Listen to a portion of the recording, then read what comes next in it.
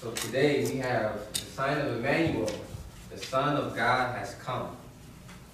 There's a picture of a star, and it's shining against a carriage.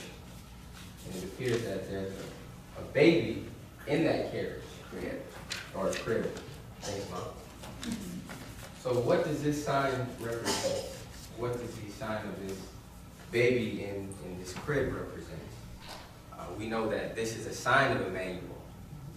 But what we want to, some questions that we want to answer today based on this sign is, why was this sign necessary at this particular time? And then how does this sign relate to us? How can we use this sign to help increase our faith in God? The sign is a sign of it's a prophecy that happened 735 years before it actually came to pass.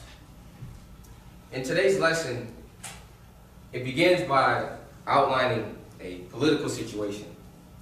And this political situation was that the Assyrian nation, it was the rising world power.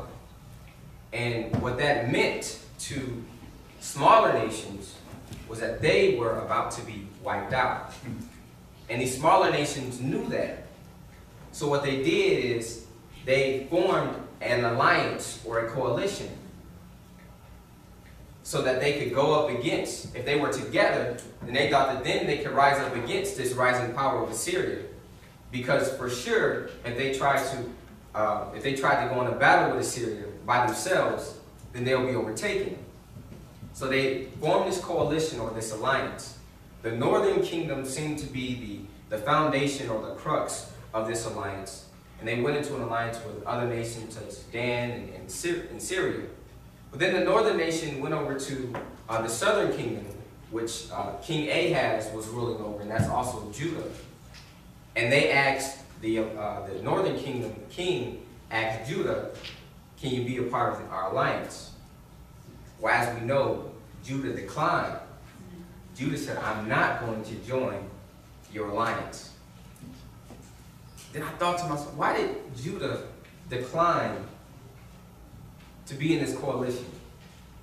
If he knew that this rising power, and he knew his history, so if he knew that this rising power was going to eventually get around to taking over his nation, I was wondering why.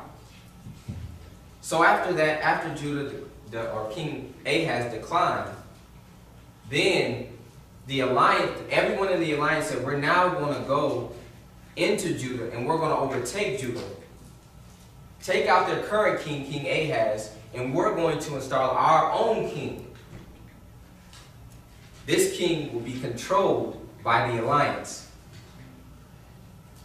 So now, not only is Judah being targeted by this rising world power, Assyria, but Judah is also being targeted by all the smaller nations in this alliance. So now, not only is King Ahaz scared, afraid, but also his people are scared and afraid. That's when Isaiah comes in. The prophet Isaiah goes to meet King Ahaz, and he tells King Ahaz, this war that is about to raise up against you, it will not prevail. Your nation will remain. The phrase that the text actually used was, the anger and the wrath of these nations that want to overtake you is the two tails of the firebrands. Basically, this was a description that the text gave about how insignificant and how small this threat that the northern kingdom had against the southern kingdom, or Judah. This threat is insignificant. So that should have gave Judah some faith, King Ahaz some faith, to trust that whatever God says is going to come to pass. Believe it. But apparently it didn't. So God said, all right, I'll send you a sign. Ask me for a sign. I don't care how high, I don't care how big the sign is or how small the sign is. Ask me for a sign and I will give you a sign. He told that to King Ahaz.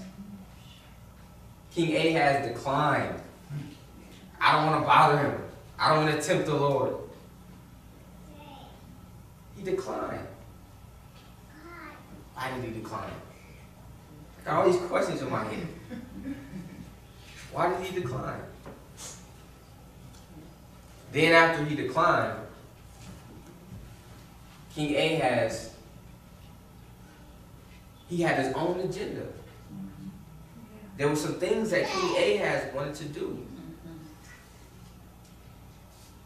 And he had enough faith, King Ahaz had enough faith to decline the alliance, to be in the alliance, because he knew that the northern kingdom had walked away from God. But he didn't have enough faith to accept the request of sending him a sign that he would actually stay in power, that Judah would actually remain a nation. Then what happens? God says, you know what? You may have declined my sign, but what I'm going to do is I'm going to send you a sign anyways. That's this picture. We all know that this sign was that, or it's a prophecy. And this prophecy was that a virgin Mary, or a virgin, will bear a son, and this son, his name shall be called Immanuel. And that is God with us. Now there's some key lessons that I learned from looking at this lesson. Number one is that just because everyone is going one way, that may be the popular thing to do. That doesn't mean that we also have to follow what everyone else does. I like how Dr. Reed, he talks about if you're going the wrong way and you keep running into a wall, what do? You turn and go the other way. We've got to turn away.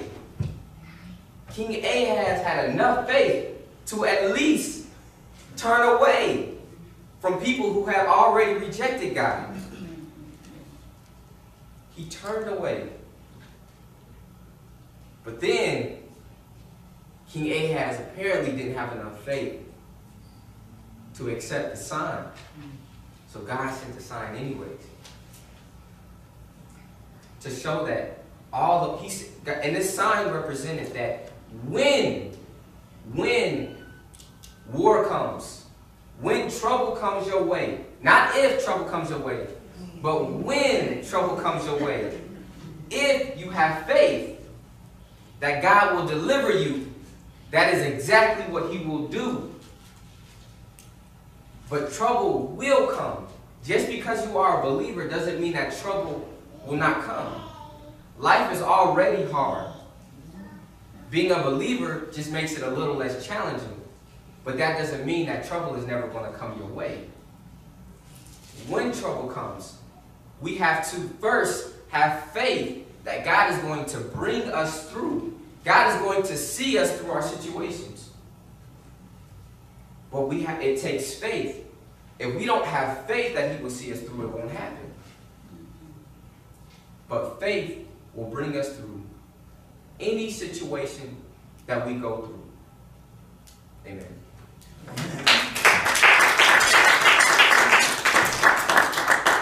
All right, lesson, folks.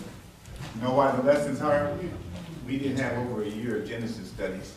We're doing this on our own. In other words, when I say our own, the pastor hasn't spent the time